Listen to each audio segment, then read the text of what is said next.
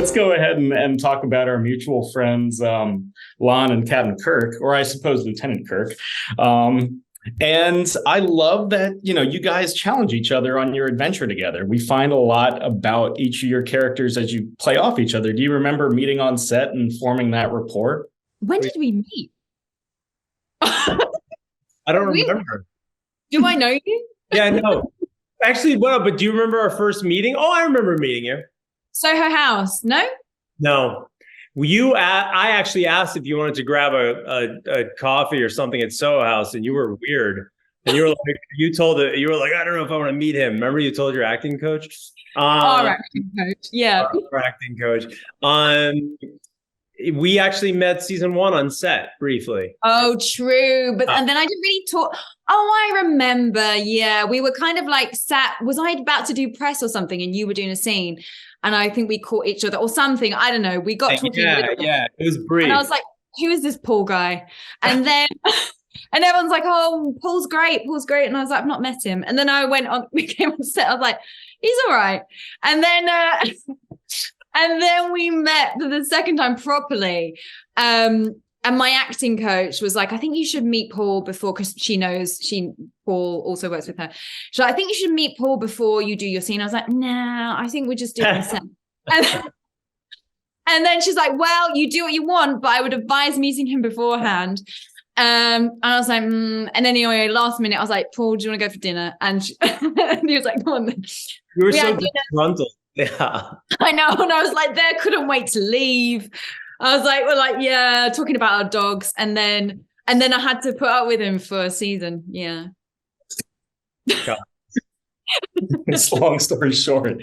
Paul, you do get, thanks to alternate timelines and everything, you get that rare, second chance at a first impression.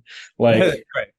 How did you want to mix things up with this timeline? And what did you want to keep and what do you want to change?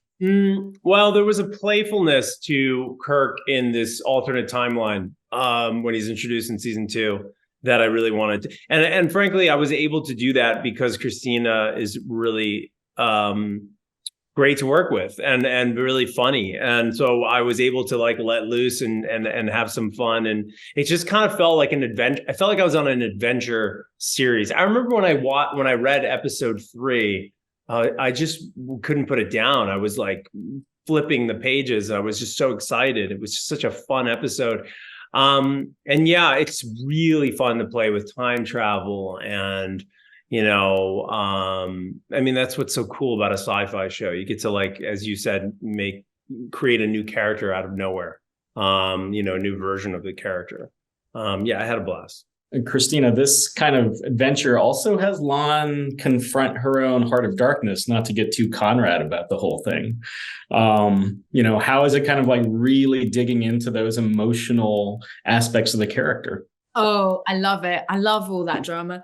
No, it really too, also because obviously, that's been a big question, especially for the fans. What's her connection to Khan and all of that. So to be able to go back, number one, to be able to have that romantic experience for her and to not have to be so serious all the time was a great thing for me personally, to play something different. But also to be faced with, the younger version of Khan and to understand, actually, to see that, nobody is inherently bad.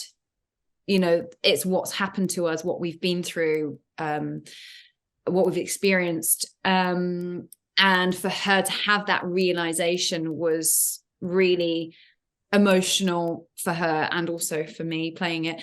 But yeah, had to go deep, having the romance, losing the romance, also kind of was life, or rather art imitating life at that time, also romantically. So yeah, so it's actually cathartic. So there we go. Well, Star Trek Strange New Worlds season 2 on Paramount Plus June 15th. Guys, thanks for taking the time. Thank you, Sam. Cool. See y'all.